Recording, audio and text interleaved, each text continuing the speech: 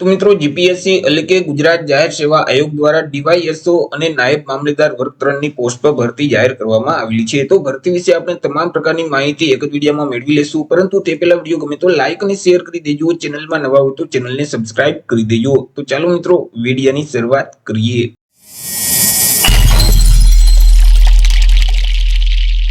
તો મિત્રો આજે ભરતીનું નોટિફિકેશન છે તે જીપીએસસી એટલે કે ગુજરાત જાહેર સેવા આયોગ દ્વારા બહાર પાડવામાં આવ્યું છે. જીપીએસસી દ્વારા જે નાયબ સેક્શન અધિકારી અને નાયબ મામલેદાર વર્ગ 3 ની જે જગ્યાઓ ખાલી છે, તો તે જગ્યાઓ ભરવા માટે લાયકાત ધરાવતા ઉમેદવાર પાસેથી અરજીઓ મંગાવવામાં આવી છે. તો સૌથી પહેલા આપણે ચર્ચા કરી લેશું કંઈક અગત્યની તારીખ વિશે. મિત્રો આજે ભરતી છે તેમાં જો તમારે અરજી કરવી હોય તો ઓનલાઈન અરજી ફોર્મ ભરવાનું રહેશે. ઓનલાઈન અરજી ફોર્મ ઓલરેડી શરૂ કરી દેવામાં આવેલા છે.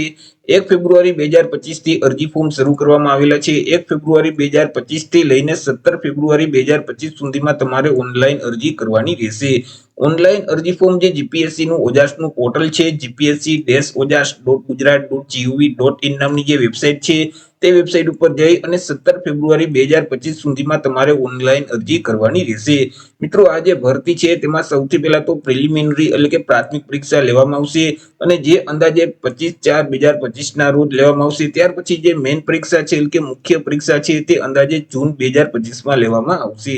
જગ્યા વિશે ચર્ચા કરીએ કે કુલ કેટલી જગ્યા છે. તો અહીં જે નાયબ સેક્શન અધિકારી સચિવાલયમાં જે વર્ગ 3 ની જગ્યાઓ છે તેમાં કુલ 33 જેટલી જગ્યા છે. ત્યાર પછી વિધાનસભામાં જે ડીવાયએસઓ એટલે કે નાયબ સેક્શન અધિકારી વર્ગ 3 ની જગ્યા છે તેમાં કુલ 1 જગ્યા છે. તે સિવાય નાયબ મામલેદાર વર્ગ 3 ની જે જગ્યા છે તેમાં કુલ 38 જેટલી જગ્યા છે. ટોટલ વાત કરીએ તો ટોટલ 72 જેટલી જગ્યા પર આ ભરતીની જાહેરાત કરવામાં આવેલી છે. ચર્ચા કરી લઈએ એજ લિમિટ એટલે કે વય મર્યાદા વિશે. અરજી ફોર્મ ભરવા માટે ઉમેદવારની ઉંમર કેટલી હોવી જોઈએ? તો અહીં અરજી ફોર્મ ભરવાની જે છેલ્લી તારીખ છે 17 ફેબ્રુઆરી 2025, તે તારીખને ધ્યાનમાં રાખી ઉમેદવારની જે ઉંમર છે તે ઓછામાં ઓછી 20 વર્ષ અને વધુમાં વધુ 45 વર્ષની હોવી જોઈએ.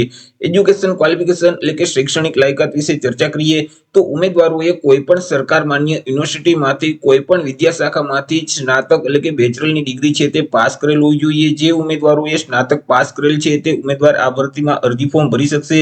સાથે સાથે બેઝિક કોમ્પ્યુટરનું નોલેજ હોવું જોઈએ. ઉમેદવાર છે તે ગુજરાતી ભાષા અથવા તો હિન્દી ભાષા અથવા તો બંને ભાષાના જાણકાર હોવા જોઈએ. વાત કરી લઈએ પે સ્કેલ એટલે કે પગાર ધોરણ વિશે. ઉમેદવારને કયા પગાર ધોરણ મુજબ પગાર આપવામાં આવશે? તો સૌથી પહેલા 5 વર્ષ સુધી ઉમેદવારને ફિક્સ પગાર આપવામાં આવશે. દર મહિને ₹49,600 ફિક્સ પગાર મળવા પાત્ર થશે.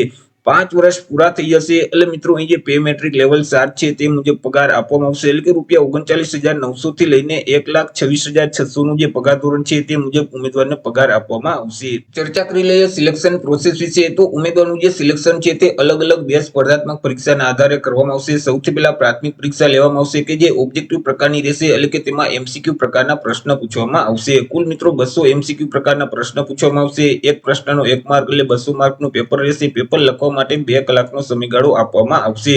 મિત્રો આજે પ્રાથમિક પરીક્ષા લેવામાં આવશે તેમાં માઇનસ પદ્ધતિ લાગુ પડશે.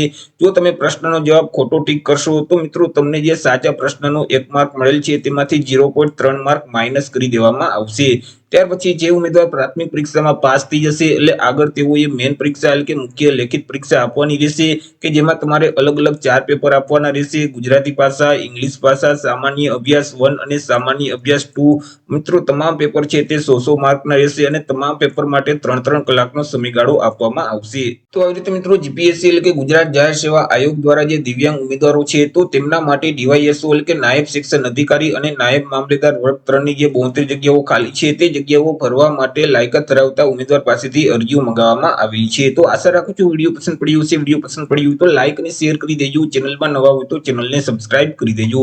ફરી મળીશું એક નવા ટોપિક સાથે એક નવા જ વિડીયોમાં. ત્યાં સુધી જય હિન્દ, વંદે માતરમ.